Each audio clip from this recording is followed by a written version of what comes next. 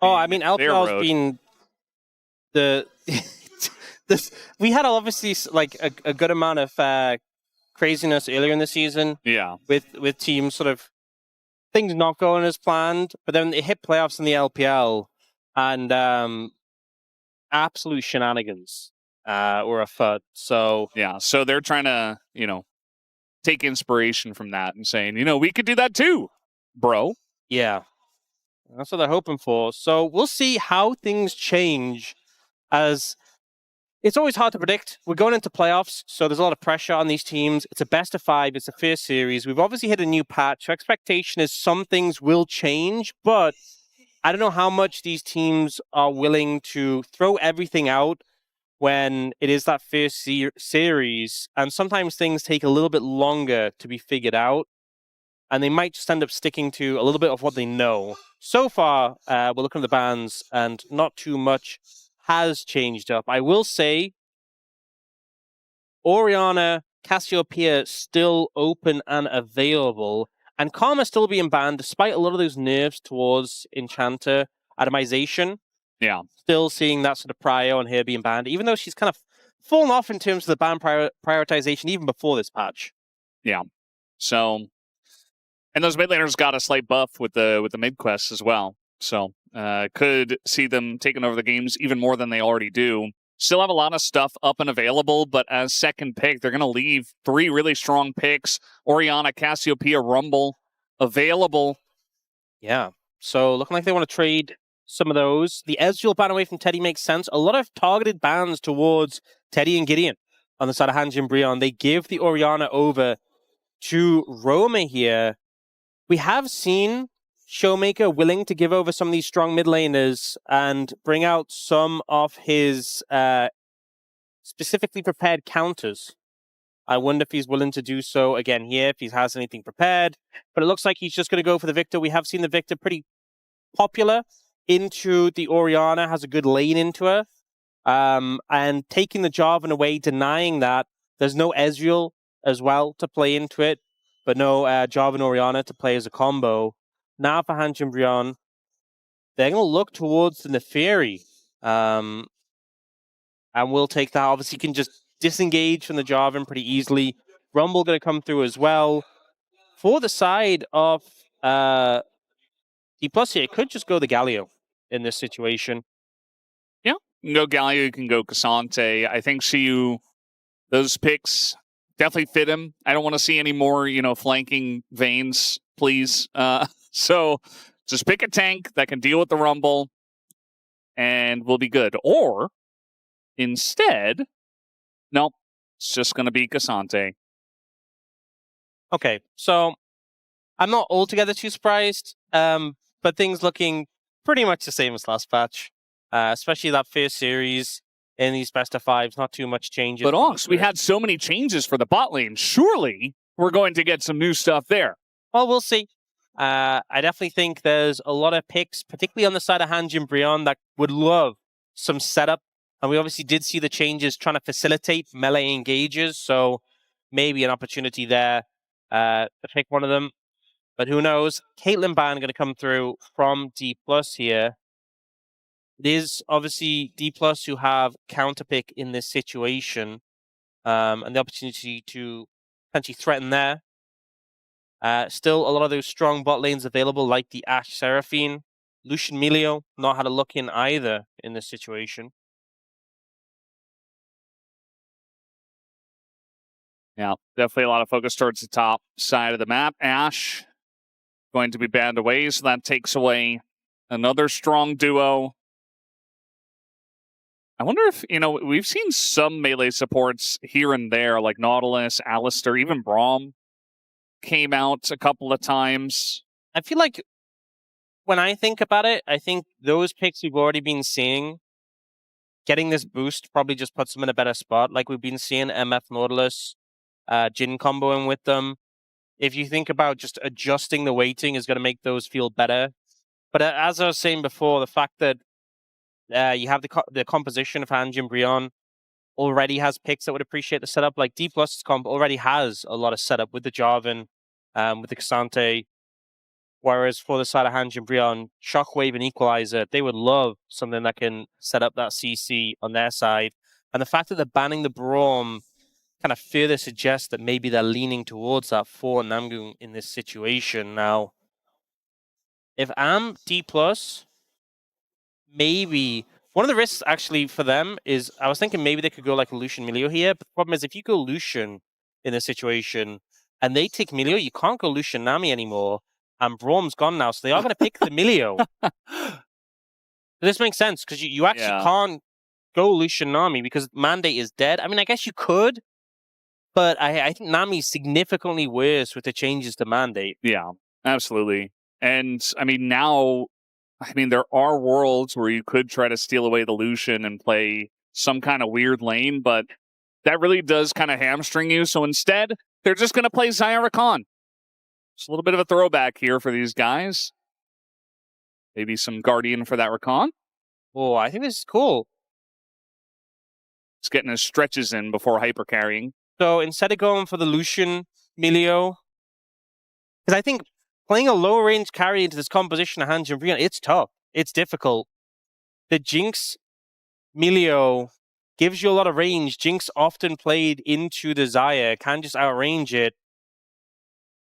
No, they're going to stick to the low range. So going to be dealing with some difficulties here, I feel like, but Smash feeling confident he can pull it off. The Xayah Rakan in this situation will hold Smash accountable in some ways. You have the setup for the Orianna and the Rumble. The Xayah, not the best into the Jarvan generally, but is good against the Yunara. If she ever comes into you can obviously deal with her quite well. I do feel like, though, for the side of Dplus, they have two carries who are going to scale pretty well into the later stages of the game. That being said, are you going to be able to protect them? Is a big question. Are you going to be able to keep them alive against the threat of like the Shockwave and the Equalizer? Shockwave, Equalizer, you got Rakan as well, who can attack from a very long range with the Xayah. I also feels think like there's so many threats, so many engaged potential. I also think that Yunara Milio just isn't that threatening of a lane. So Xayah Rakan's going to be pretty comfortable and going to be able to scale up and just be a powerhouse when you get to the team fights. Yeah, so definitely preparing pretty well on their side with the Xayah Rakan. That is a Teddy champ for sure. Certainly something that he can bring into the late game and try to really warp the game around himself. Also, Naafiri for GIDEON. Looking forward to that one here for Brion. Not a bad start for them in the draft as we hop into the rift for game number 1.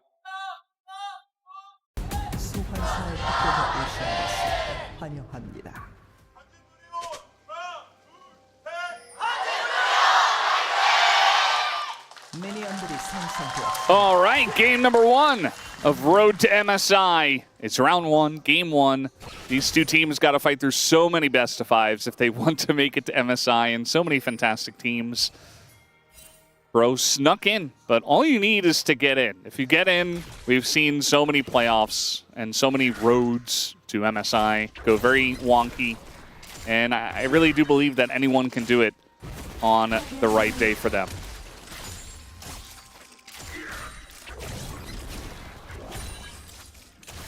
That being said, DK 3-0. My prediction was 3-1. What did you go for, Aux? I also went 3-1. I think you are right that things can definitely change. We have seen ShowMaker going for the Deathfire Touch and put some good pressure down on the level 1. Oh, Ghost used early here by Smash. And it's Exhaust by Teddy thrown down. This is kind of what we've seen a lot from the Viktor, though, having a good amount of pressure in the lane. Roma already really suffering in this matchup.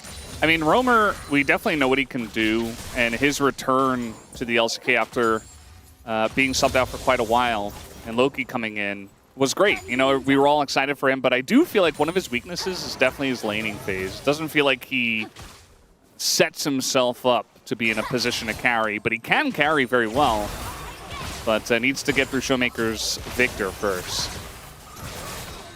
I do think that when the Orianna hits level 3, definitely gets a good amount of more power, being able to have those abilities to rotate. Same thing happens with the bot lane for Xayah Rakan. A lot more threat into a double-ranged bot lane. Interesting casting also. Did just miss the cannon there, but he's actually looking for more damage onto Siwoo. Missed a lot of farm there, but did still get the XP, but is now very far behind in terms of CS compared to Siwoo. Went for the Comet here instead of the Deathfire Touch we've been seeing a lot for the Rumble. Yeah.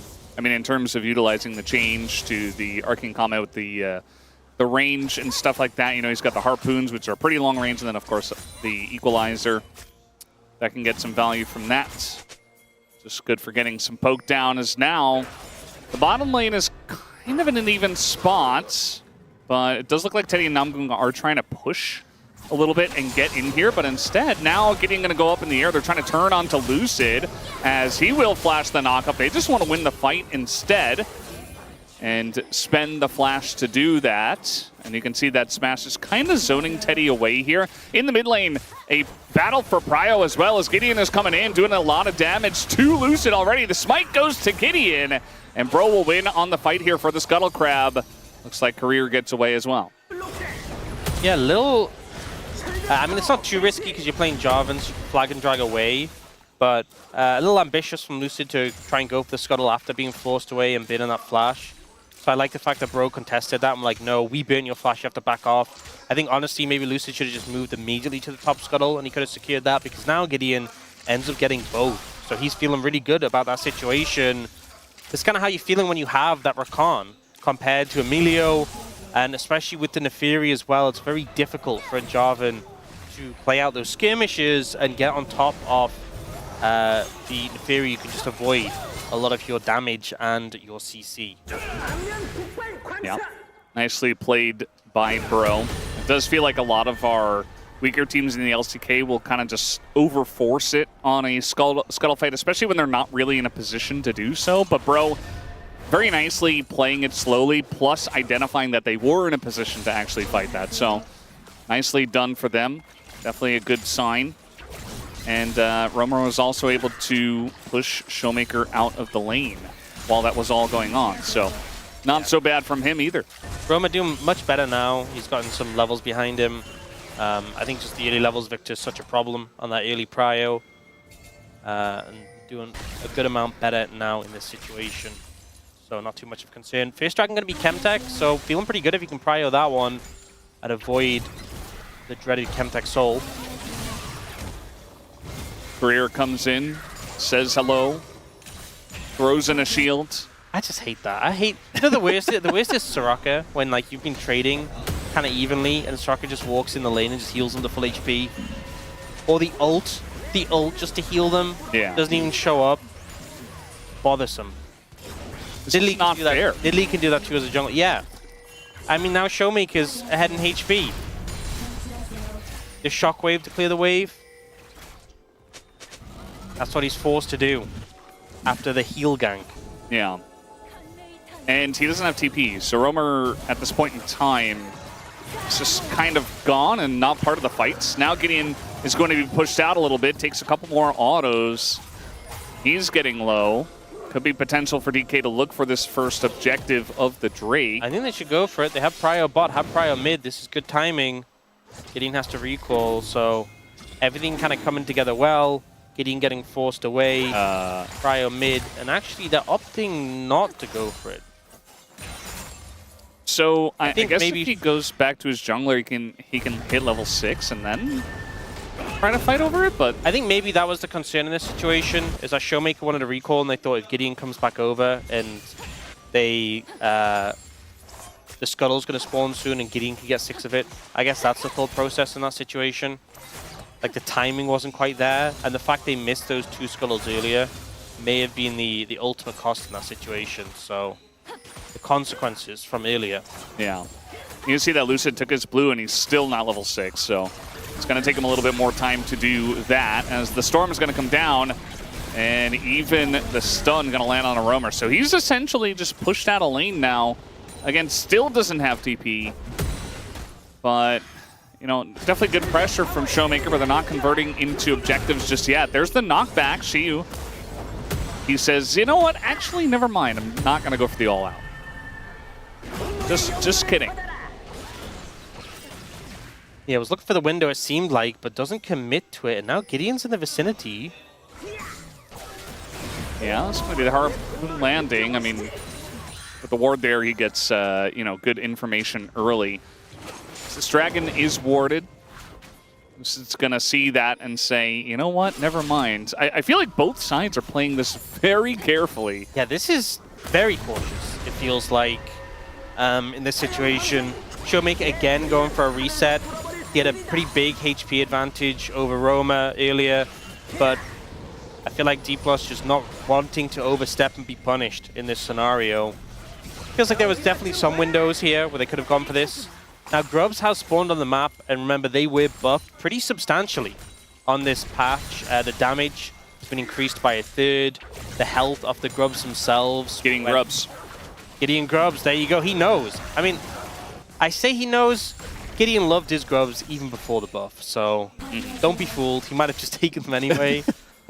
But getting 3 Grubs, even more significant than before, with the amount the damage, the burn on towers has been increased, and the health of the Grubs you spawn increased by a pretty large margin. So this is substantial that HANJIN BRION have been able to get these, and Dplus just kind of not seemingly taking any of these opportunities that might have arisen to pick up the dragon. Yeah, no dragon take, no grub take, obviously, for Dplus Kia. And it's mostly just been a Jarvan farming in the jungle after hitting level 6 even. So really no setup. We're not forcing any flashes. We're not really putting pressure anywhere. Dplus Kia do have a very slight lead just from the way the lanes have played out, but really no big step taken in either direction for either team just yet. As Lucid now, he's going to smite on his way out. Yeah, I also feel like the Jarvan ult is a good amount more impactful than the Naafiri ult, so you can just throw that down and burn a flash, and that can have a good amount of impact. Yeah. The next 5 minutes, even if you don't necessarily get a kill. And the fact is just being sat on for a while doesn't feel too great. Smash trying to sidestep into the wall, but you can see there's no follow-up there from Teddy. So not actually going for a big trade or anything like that. And yeah, I think it's definitely good to show respect to your opponents, but you don't want to overdo it. You don't want to play nervous in any of these matchups, really versus any team. So got to be careful to not get too passive for these teams. Might be back to bro and brew territory with where we're at. I feel like we had kind of escaped that for a while. She was like, well, you know what? Actually, I don't want to fight you. Not really. As there's going to be the Slurkle into the Ghost. Is Smash going to go in, land the double slow? Namgung trying to just peel. He will be able to, but they are pushed out of the lane. We do see that Lucid is on the Dragon meanwhile, so going to enjoy that very much. Yeah, eventually finding the pressure of the window that allows them to secure the Dragon, but it is very late compared to some of the opportunities before. They'll secure it though. Hextech Dragon going to be next, so strongest soul and one of the weakest out of the window. Do feel like it still sets up for good odds for a strong soul. Cyclo Sword picked up from Gideon though, which is a massive spike. So likely a window where he wants to start forcing some fights, and then immediately after the TP, okay, he's just going in. I mean, casting, even if he doesn't die here, he is going to not get hit by the knock-up. Flashes at the very last moment. So they trade flashes, but now casting pretty low after using his TP to get to the top lane. Yeah, just immediately forces to play in that situation. Now Namgung trying to find a window here. Yeah, I don't think Smash is in a very fun spot. As the charm comes in, Namgung gets out. First blood, easy pickings as Gideon picks it up in the bottom lane. Yeah, Korea headed up towards the top side, trying to put more pressure onto Casting. Casting no ultimate available to really do anything about this play. But that was such an easy dive for HANJIN BRION there. Oh, it's so annoying. Oh, God. Korea, you know, your AD carry just died. Like, he was mid, he buffed up ShowMaker, now he stopping Casting's back at the second tier turret? Maybe he just should go bot, you know? Casting going to be in a bit of trouble. Namgung is here, but I think the damage should be enough, and even the knockback does come in. The flash is there, the shield as well, but the Q gets it down as Lucid picks up a kill himself. I think casting was like, okay, my support's here, I should be safe. But without flash into a Jarvan, there's just so little you can actually do. Now, though, they might look for the bot lane. Smash still has flash, though. Yeah, nice amount of burst there. I feel like maybe if you lead with Namgung, perhaps you could get the flash out of Smash. But I think Smash still has ult. Namgung doesn't have his ult. I think you commit everything.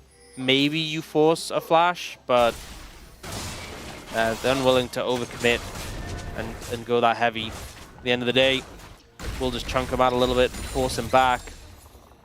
Gold still in favor of Dplus right now. I'm a bit concerned about this top lane matchup. I know casting was just put behind on the back of that play. He was behind before in that lane, before the whole passage of play happened. Just from like the early lane when we saw casting trying to damage Siwoo instead of clearing the farm. And now Siwoo has hit that Koenig Rukian spike and he's about 800 gold ahead. He's just never really going to feel threatened in this top lane matchup again for the rest of the game. Yeah, and of course, whenever you have Rumble, generally you have double AP, at least in this meta. I mean, sometimes you see Yone to go along with it, but it does feel like AD mids have certainly fallen off with all the control mages we get in the mid lane. So just double the value there, as Namgung is unfortunately going to get hit by that, and now is pulled under turret, takes so many turret shots, barely lives, but he has to use the quickness and barely gets away. As now Lucid coming in here trying to punish casting, who still doesn't have his flash. The knockup is going to miss. There's the Cataclysm. So Lucid standing on an equalizer, but he's got Career behind him, and eventually the flag comes down for the execution, as now they're trying to dive in onto Siwoo once again, and these two guys don't deal a whole lot of magic damage, and he will be going down. Being a top laner is just a rough time. It's just not fun. Both teams putting the hit down on the opposing top laner, and it will just be a trade of turrets, but it is Dplus getting the first turret in this situation, and will further extend that gold lead by a little bit. Dragon up in a minute, Herald in 20 seconds. We'll see what the team's up to prioritize here. Again, no flash into a Jarvan. It's just so difficult. The knockup doesn't quite connect, but with red buff, just autos him down in this situation, and the backup off the Milio makes it hard to escape. The flag to finish him off just feels so rough. And here, Siwoo, as you said, Koenig Rukian just doesn't really do much in this situation. The Naafiri as well with the Cyclo Sword just does so much damage. Yeah, makes even the relatively fed Cassante just kind of fall apart when the two of them are hitting that, as there is vision on this one. They're going in onto Career, who is taking that damage from the Naafiri as the second Q is going to land, and now Namgung is going to back this one up. Teddy trying to get on in there, so trading blows both ways, as now the dash comes in, the combo doesn't land, and GIDEON flashes away, but ShowMaker with the finish takes down the jungler of Bro. And now potential for DK to take down this objective. You do see that roamer sticking around, trying to threaten. He knows he does a lot of damage with that Luden spike, and actually Lucid is going to have to respect it as he backs away. Yeah, Roma's still so strong. And at this point, if Dplus stick around, they potentially forfeit the dragon and could just end up dying. It was a great flash from Smash there to avoid the combo. Now Teddy has to be careful. Ult in 2 seconds. Yeah, well, he's just going to die. Oh no, he flashes the ball. Flashes away. His ult was so close to being up. So you see this play. I feel like maybe GIDEON could have ulted onto Career sooner here, but doesn't want to commit too heavily to the Milio, I guess. But when they go for the combo onto Smash, the flash timing is just kind of impeccable. In live. See it again, though. They're going once again for the Herald. Yeah, double TP in here from Bro. So now they're trying to turn onto the Rumble. The smite goes the way of Lucid. He's looking for the flag and drag to get back in. He's going to have to Cataclysm. Doesn't pick up the eye. Finally does at the very last moment. As a big shockwave going to catch the entire bot lane of DK, but the follow-up is just not there. Teddy just arrived, as these two fights for the Herald have been very broken up. Siwoo trying to tank here in the front line, but again is being shredded apart by the AD of this composition as they go on in, but GIDEON also going to fall. Couple of kills do go the way of Teddy, but now it's Smash and ShowMaker leading the charge. But the mobility does come in. Teddy trying to re-challenge. A couple of feathers, and he picks up the kill. Barely taking down his AD carry opponent. Dangerous game played by Teddy, but on the knife's edge, he's able to take out Smash there. Lucid already so low on the Herald. He just basically gets sacrificed in this situation. You see the rest of Dplus is focused on the casting in the meantime, and he's essentially just buying time. He does chunk out ShowMaker, but the Shockwave, pretty beautiful from Roma, but Siwoo plays Bouncer to stop any follow-up from coming through, and then it's this awkward situation where Roma doesn't want to flash out the pit immediately, so they try and play a long game here. Namgung disrupts ShowMaker, and then these low health bars from HANJIN BRION, it gets very scary. Smash is healthy enough to start to push up, but we see Teddy, when the distance comes down, he thinks, I can take this. He actually didn't quite have exhaust available, and he just goes for it without the summoner spell, finds the feathers to make it work, and they manage to get back on the map and get Dragon as well. Teddy now 4-0 on this Xayah, and he has so often been the win con for this HANJIN BRION lineup, and he is once again in this game. Yeah, I mean, it's crazy the tiny angles he's finding to pick up these kills and just get himself fed. That's even before the Xayah really kind of takes off and takes over the game. So really liking it as Teddy, again, two seconds away from the Feather Storm. As they're all chasing him. The Feather Storm not going to help too much against the Cataclysm, and Teddy doesn't even bother to use it. He just says, you know what, I messed up. There's 4 of them here. There's a Rift Herald. I'm alone. I just kind of have to accept my fate. As Dplus Kia, though, will enjoy the trade as they even get a charge here in the second tier. So many of the carry experiences from Teddy have been on things like the Ezreal, and it's just felt like teams haven't had the tools to answer him. But on the Xayah into the Jarvan, that Cataclysm is going to consistently be a problem for Teddy when his flash isn't available. As you said, the ultimate just isn't a great answer, and often you're just going to stay trapped in there even if you pop it. So a good move there from Dplus. Despite the fed Xayah, it's still a 2,000 gold lead. Lucid very fed, Siwoo very fed.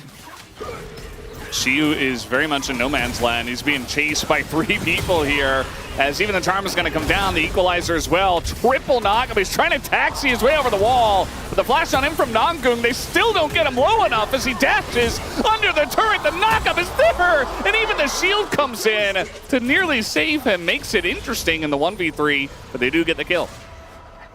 I mean, he dies, but it's kind of intimidating just how long he survived in that situation. Yeah, the 0-3 Cassante. It certainly sends a message. And they commit pretty hard to get him in this scenario. So many resources in terms of the flash from the Rakan, the fact that they need 3 ultimates. And yeah, they take him down. It still works out. They don't lose anything on the map for this. But it does sort of suggest to you that when it gets to fights, he is not going to be an easy target to deal with. He is going to continue to be a problem in the 5v5.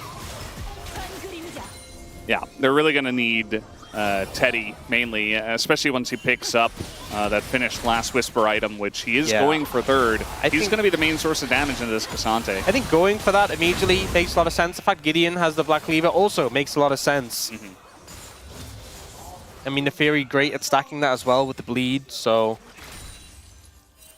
definitely a good amount of value there. There's a Cloud Soul coming through, so that movement speed definitely useful, but also on like the Rakan, very powerful. Yunara, also a champion, he gets a ton of value when those ultimates are popped. Xayah, not so much. I mean, a little bit. I mean, if you do it in a fight and you utilize that movement speed, sure. I mean, honestly, it's not bad. Every champion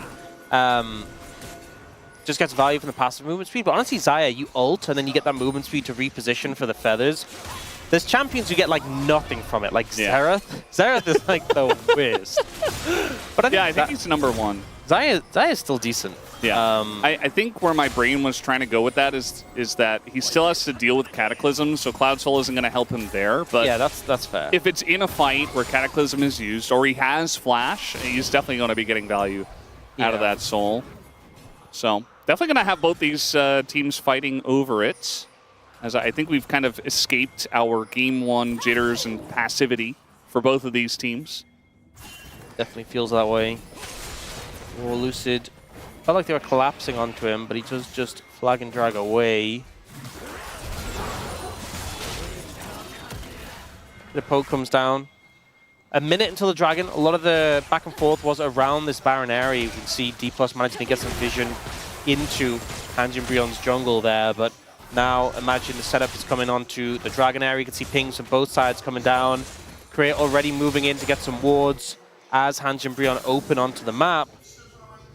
And right now, pretty much all summoners available. It's only Namgung's flash that is down. Teddy having his flash really big for these situations. Being able to flash out of the Cataclysm will be make or break when it comes to these situations. But Rakan not having his does make things a little trickier when we're trying to find angles to engage and set up the fights. Yeah. I think especially because both these teams are a Dragon apiece, and it's also relatively late. You know, it's going to be a while before we even get an Elder Spawn or even a Cloud Soul. So I would expect both these teams to kind of weigh their options and say, well, if we're not in a position to really fight over the Dragon, we don't necessarily have to go all in on it.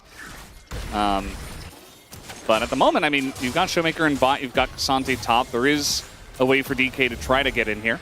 Casting just finished his Bloodletters, which is pretty big. And Teddy didn't get to finish his LDR. ShowMaker's on a crazy flank. Yeah.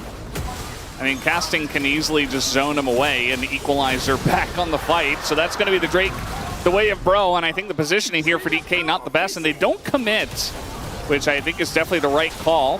Siwoo very tanky. GIDEON struggling to get even through the shields here. Bit of damage comes from the Orianna. But yeah, DK just saying, okay, it's one Drake. We're not going to overcommit for this. Yeah, GIDEON just kind of brute forces his way out of the river because Siwoo can't do much to him. He always has that untarget ability to kind of just force you to be unable to commit onto him. And they make their way out of the river. They got the Dragon. They got what they wanted. Don't need to go for more. Now, though, Dplus are kind of threatening. Oh, Namgung plays a dangerous game there. But Dplus are trying to threaten here as they have control of the Baron area. There's no vision for HANJIN BRION there. But there isn't too much threat that Dplus start up the Baron right now. Yeah. I feel like Dplus Kia are doing a good job of controlling the map with their slight lead that they have, and obviously setting up the vision line and just saying, okay, we're in a better spot. This will make it more likely that you make a mistake when trying to attack into our vision, into our map control. They took down the mid-tier one as well, which is certainly helping out with that. And they're just kind of utilizing that to say, okay, you know, you got the one Drake, but the map is ours, and we want to continue just holding on to it and get everything else. You see some big purchases came in that were just missing from that last Dragon setup. Teddy gets the LDR, GA for Lucid comes through. IE is pretty close for Smash. I feel like Dplus don't really want to make any big moves before that is completed, but HANJIN BRION feeling confident, trying to set up for the mid tower. For a second there, Namgung was just out of range of the dash back, and I'm like, Teddy, I know it's long range with this duo, but like, you gotta get at least within that range. I do like the little chunk that they grouped up for here in mid, especially when not much is going on. Yeah. Okay, Smash does pick up the IE, so has that completed. And oh, Siwoo going aggressive here. He wants to try to set something up, but now Equalizer going to come down. He just respect flashes away. You could see that DK on the minimap was rotating down to try to help. Yeah, HANJIN BRION last time they saw Siwoo in that position, committed so much to kill him. But when Baron is available, I don't think you want to do that again.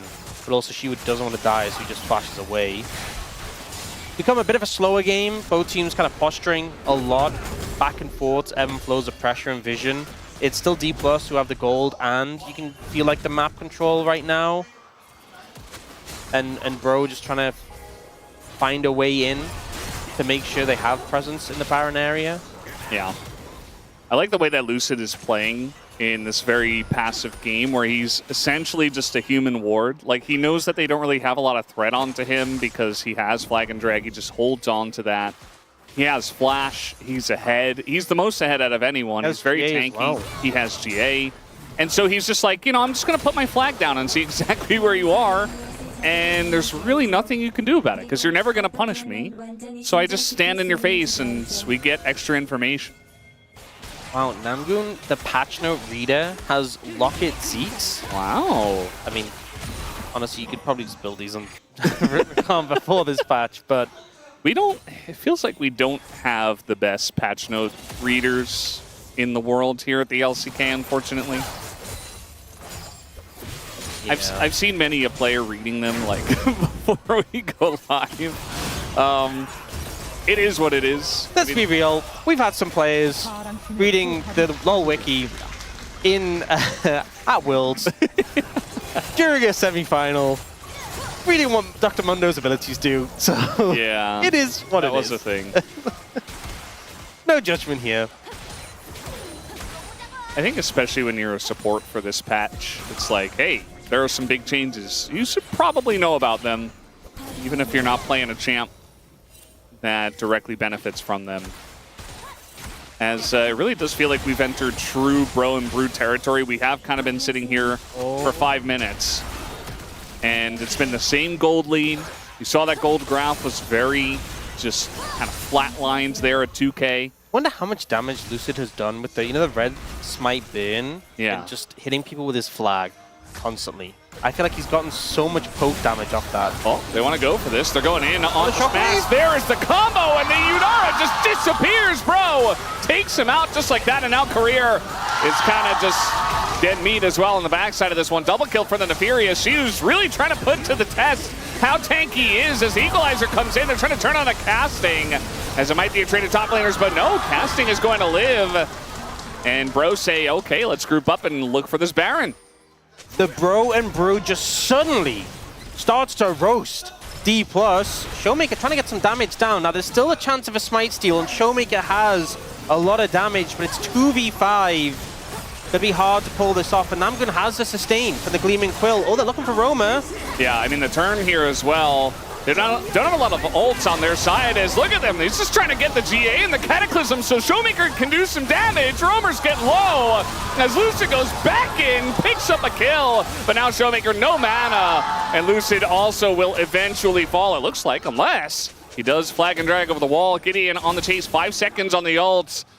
As meanwhile, Rabadon's picked up here for Roamer. Lucid does go back in, trying to take out Namgung, but the heal on the Gleaming Quill picks up the non-death, as bro does get the Baron. It was an ambitious play from ShowMaker and Lucid, but here this engage was so good. Kind of like the Nocturne Orianna combo. Smash steps up. Last time he flashed this time he does not. The follow-up is there from Namgung. And then what I actually love about this play is casting's ult. They know Siwoo doesn't have flash, so when he dashes away here, this equalizer that he throws down, he just can't get out. Yeah. So he's just trapped on it. Just completely melts, ends up going down. Casting flashes away here, and it means they get 3 kills. Because you imagine, if the Cassante was here, they might have actually been able to win this fight, 3v5, with how low the health bars actually get. So it was actually very important that the Cassante died in that situation. The health bars get low. ShowMaker's trying to do his best to get the damage down, but they focus him out. Lucid also trying to turn this play around. But unfortunately, the Guardian that comes in. Lowered cooldown on this patch, potentially making a difference. And now HANJIN BRION finally getting a gold advantage. A significant one other than those tiny blips at 11 and 16 minutes. Yeah. And it's definitely a very nice step forward here for bro. It's still very much an open game. I do think that bro, Lucid trying to make it not so much, as Teddy just gonna take him down. Lucid saying, oh, I can still just stand right next to you, right? Nope, not anymore. Yeah, DK, I don't know what's going on now. I was about to say, like, oh, you know, maybe DK can fight back and we got a game on our hands, but no. Bro just kind of taking names and forcing people to flash. I think in that couple of moments, I just saw all of the 3-0 predictions die. Yeah.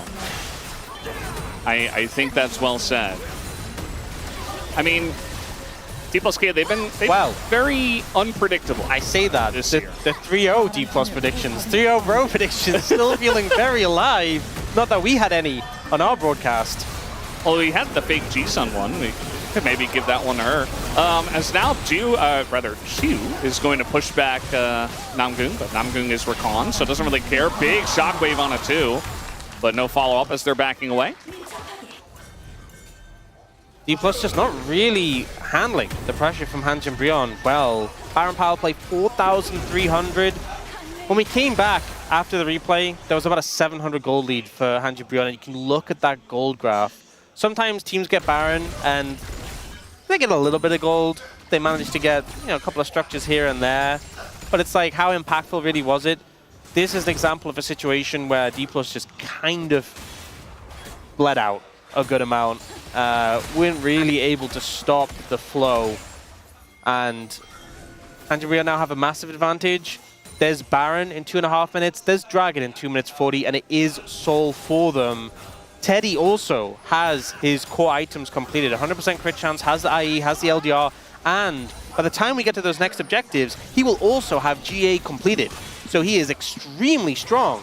Roma has... Oh, he has ult, so he's okay. Yeah. I mean, they're going to force the ult, but like, Siwoo also is taking a massive amount of damage. Just being chunked out by the Xayah. And this is what the Xayah offers you in this late game. GIDEON kind of goes in a bit wonky there. Takes a lot of damage as Namgung again has to peel. And now we got a TP coming in. I think Casting is going to regret that one, as now this is getting very much mixed up, and DK just rolled them in the mid lane.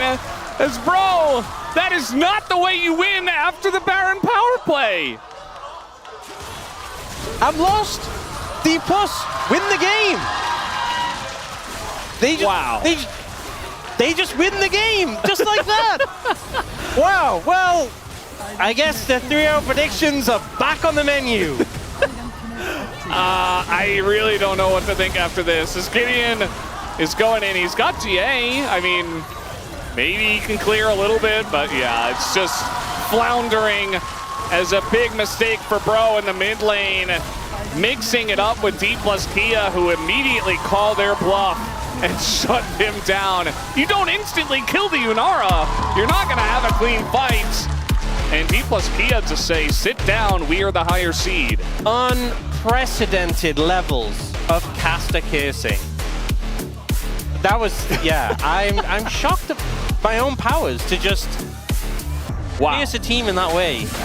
Yeah, it was a slow game, and then HANJIN BRION able to pull off a phenomenal team fight, get control of the game, and then in an impressive way, throw it away very quickly as well. And Dplus, credit to them for catching it, but what a wild game one. And it's a best of 5, so we